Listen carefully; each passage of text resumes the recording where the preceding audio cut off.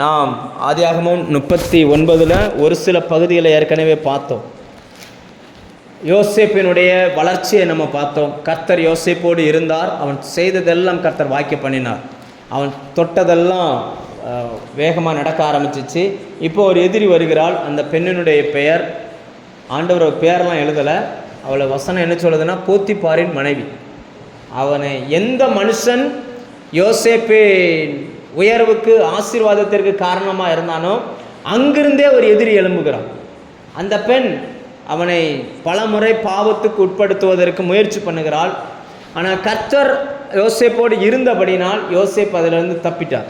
அது ரெண்டு காரணம். பொதுவாக பைபிள் டீச்சர்ஸ் என்ன சொல்லுவாங்கன்னா, இவன் ஆள் நல்ல கலராக சூப்பராக நல்ல கலராக இருப்பாரான், அந்த அம்மா குண்டா ஒரு மாதிரியா மார்க்கமாக இருக்க பார்த்தோன்னே திருச்சி ஓடிட்டார் அப்படின்னு சொல்லுவாங்க. அது உண்மையோ இல்லையோ, மொத்தத்தில் கர்த்தர் யோசேப்போடு கூட இருந்தார். யோசேப்பு பாவம் செய்யாதபடிக்கு அதுலேருந்து தப்பிட்டார். இப்போ அந்த அம்மா என்ன பண்ணுதுன்னா, சந்தர்ப்பம் பார்த்துக்கிட்டே இருந்து ஒரு நாள் யாரும் இல்லாத நேரத்தில் ஒரு பொய்யான குற்றச்சாட்டு யோசேப்பின் மேல் சொல்லப்பட்டது. இப்போ இதெல்லாம் நம்ம வாசிக்கும்போது நம்ம தெரிஞ்சுக்கிடணும், நம்ம இயேசுவை ஏற்றுக்கொண்டிருக்கிறோம் என்பதற்காக நம்ம மேலே மனிதர்கள் நல்ல விஷயத்தை தான் சொல்லுவாங்கன்னு கிடையாது. அநேக நேரங்களில் பொய்யான குற்றச்சாட்டுகள் நம்மை நோக்கி வரும். இப்போ அதுக்கு சாதகமாக அவங்க சொல்கிறதுமே ஒத்து இருக்குது. என்ன ஆகுதுன்னா, இவனுடைய சட்டை அந்த அம்மா கையில் இருக்குது. ஆமாம், அந்த அம்மா சொல்கிறதுக்கு ஒத்து போய் இருக்குது. அங்கே சரியானபடி காரணமும் இருக்குது. உண்மை என்னென்னா, யோசேப்பு எந்த தப்புமே செய்யலைன்றதை வெளியில் யாருக்கிட்ட சொன்னாலும் நம்ப மாட்டாங்க. ரெண்டாவது, இவன் ஒரு அடிமை. இவனுக்காக பேசுவதற்கு அங்கே ஒரு ஆளும் கிடையாது. அப்போ ஏன் ஆண்டவர் யோசேப்பை இந்த பாதைக்கு கொண்டு போகிறார் என்றால், ஒரு இடத்துல ஒரு வளர்ச்சி முடியுது. இப்போ ஆண்டவர் அவரை அடுத்த இடத்துக்கு கொண்டுட்டு போகணும். அதனால் சில வாழ்க்கையில் சில குறைவுகள், குற்றங்கள், பொய்யான குற்றச்சாட்டுள்ள மனிதர்களை நாம் சந்திக்க வேண்டியிருக்குது. நீங்கள் உங்கள் வாழ்க்கையை கொஞ்சம் யோசிச்சு பாருங்கள். ஆண்டவரிடத்தில் வருவதற்கு தேவன் பயன்படுத்தின வழிகள் என்னெல்லாம் பயன்படுத்தியிருப்பார்னா, சிலருக்கு பண கஷ்டத்தில் தப்பிக்க முடியாமல் இருக்கும்போது இயேசுவை ஏற்றுக்கொண்டு நம்ம உள்ளே வந்திருப்போம். பண கஷ்டம் வரலன்னா நம்ம இயேசுக்கிட்ட வந்திருக்கவே மாட்டோம். சிலருக்கு வியாதி வந்திருக்கும். அந்த வியாதி தப்ப முடியாமல் ரொம்ப கஷ்டப்பட்டு எப்படியோ இயேசுக்கிட்ட வந்திருப்போம். அப்போ அந்த வியாதி வராமல் இருந்திருந்ததுன்னா நம்ம என்ன செய்ய மாட்டோம், வரமாட்டோம்.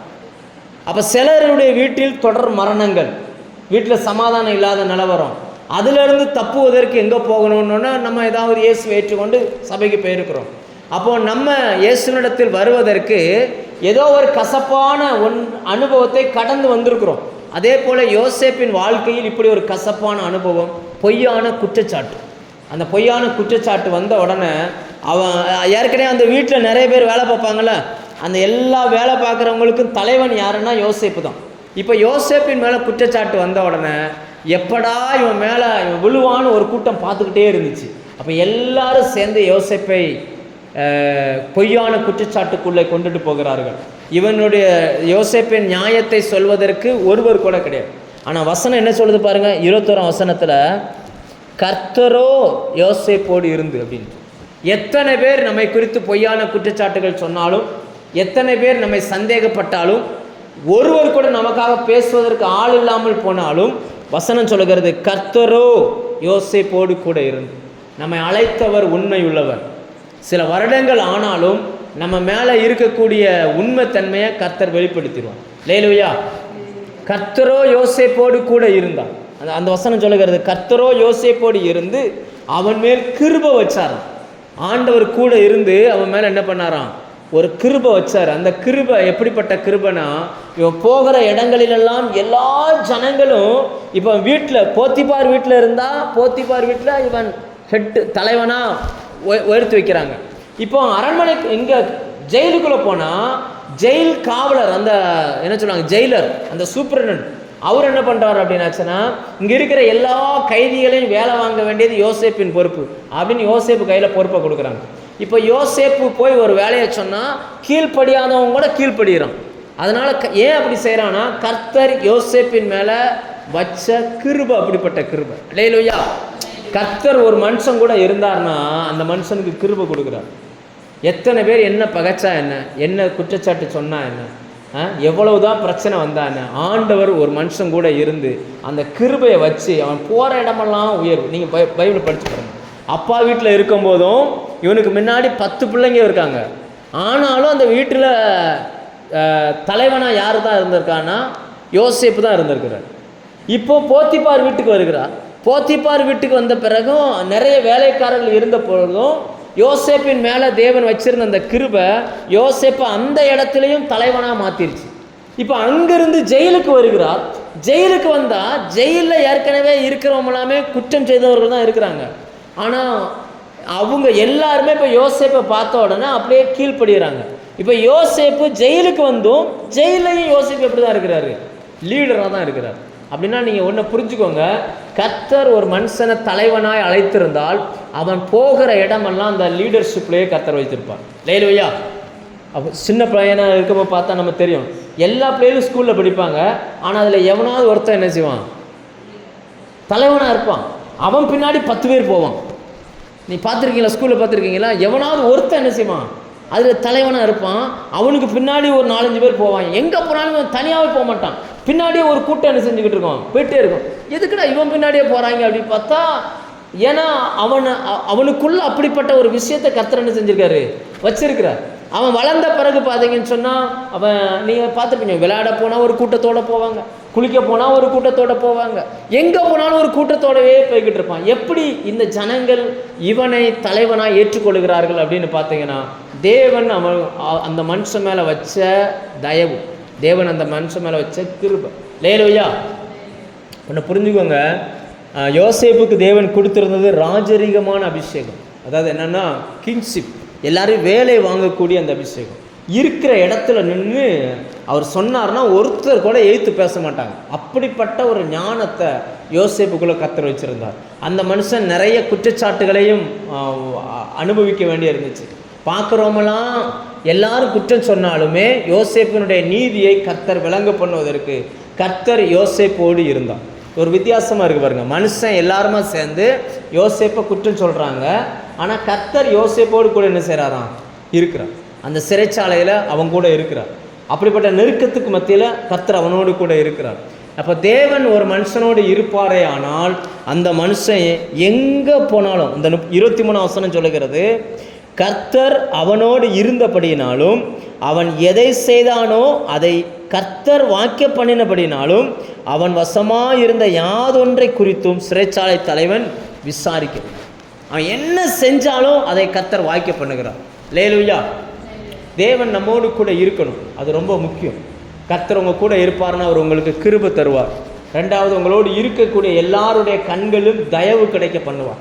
தயவுனா நன்மை செய்யணுன்ற எண்ணம் அவங்களுக்கு என்ன செய்யும், வரும். நமக்கு நன்மை செய்யணுன்ற அந்த எண்ணம் வந்தால் மட்டும்தான் நமக்கு அதெல்லாம் தேவனுடைய கிருபை. அந்த வசனம் திரும்ப வாசிங்க, 21 வசனம் வாசிங்க.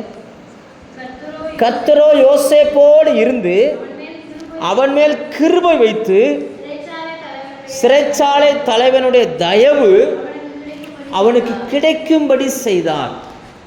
யோசிச்சு பாருங்க, அந்த தயவெல்லாம் சிலர்லாம் நன்மை செய்யணுன்ற அந்த எண்ணம் எல்லாருக்கும் வராது. எல்லாருக்கும் எல்லாத்தையும் செய்யணுன்ற எண்ணம் வராது, சிலருக்கு மட்டும்தான் வரும். நான் அடிக்கடி சொல்லியிருக்கேன், மறுபடியும் சொல்கிறேன். நாங்கள் கூடி இடையங்குளத்தில் ஜெபம் பண்ணும்போது நிறைய ஊழியக்காரர் உங்கள் வீட்டுக்கு வருவாங்க. நிறைய ஊழியக்கார் பாஸ்டர்மாரெலாம் வருவாங்க.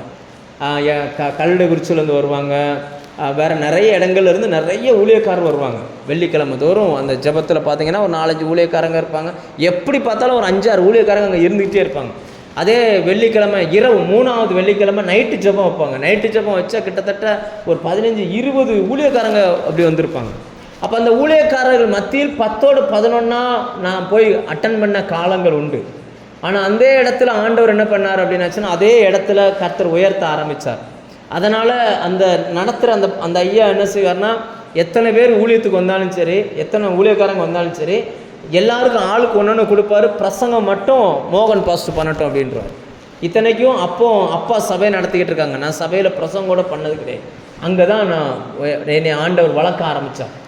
அப்போ நிறைய ஊழியக்காரர்கள் பார்த்துருக்குறேன். நிறைய ஊழியக்காரங்க வந்தாங்க இப்போ. ஆனால் அவங்களுக்கெல்லாம் கிடைக்காத ஒரு ஒரு ஒரு காரியத்தை ஆண்டவர் எனக்குள்ளே வைக்க ஆரம்பித்தார்.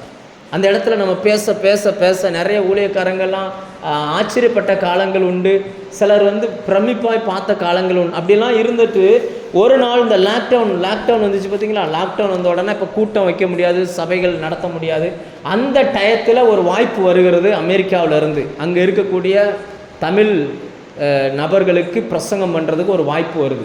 அந்த வாய்ப்பு யாருக்கு போகுது அப்படின்னா, அந்த தோட்டம் எங்களை ஜெபத்தில் நடத்துனாங்களே அந்த ஐயாவுக்கு வருது அந்த வாய்ப்பு. ஏன்னா அவர் வந்து கிட்டத்தட்ட 45 வருஷத்துக்கு மேலே ஊழியத்தில் இருக்கிறார். மோகன் சேனை ஊழியத்துக்கு வரும் பொழுது கல்யாணத்துக்கு முன்னாடி அவரை கூப்பிட்டு நடுவலையில் அவர் கன்வென்ஷன் நடத்தியிருக்கார். அப்போது எவ்வளவு அனுபவம் உள்ள ஆளுன்னு பாருங்கள், அவ்வளவு அனுபவம் உள்ள அந்த நபர். அப்போ அந்த ப்ரேயர் லைனை நடத்தின அந்த அம்மா, அவங்களுடைய மக அமெரிக்காவில் இருக்கிறாங்க. அவங்க மகிட்ட சொல்லி அவங்க சொல்கிறாங்க, நீங்கள் வந்து உங்கள் அப்பாட்ட சொல்லி ஒரு மெசேஜ் கொடுக்க சொல்லுங்கள், நமக்கு காலை நேரம் காலையில் 6 to 7 அங்கே அமெரிக்காவுக்கு, இங்கே வந்து 4:30 to 5:30 இதில் பேச சொல்லுங்கள் அப்படின்னு சொல்லி அவங்ககிட்ட கேட்குறாங்க.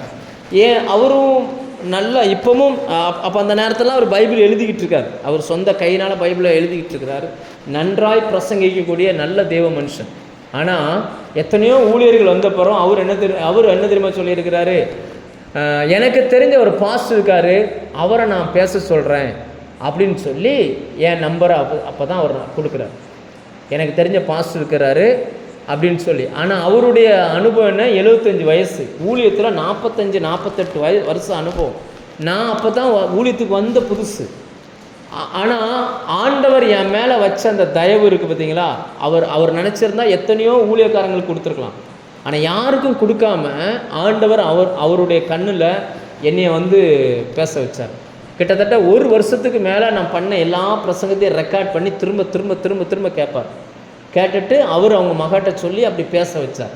அப்படி பேச வச்சதுனுடைய விளைவு தான் இன்றைக்கி வரைக்கும் நம்ம என்ன செஞ்சுக்கிட்டு இருக்கிறோம். அன்றைக்கி ஒரு மெசேஜ் கொடுத்தோம், அப்புறம் இன்னொரு மெசேஜ் ஆச்சு, அப்புறம் 2 ஆச்சு, இப்படியே என்ன ஆச்சு. இப்போலாம் பார்த்தீங்கன்னா வாரத்தில் 2 முறை அவங்களுக்கு தான் என்ன செய்கிறோம், செய்தி கொடுக்குறோம்.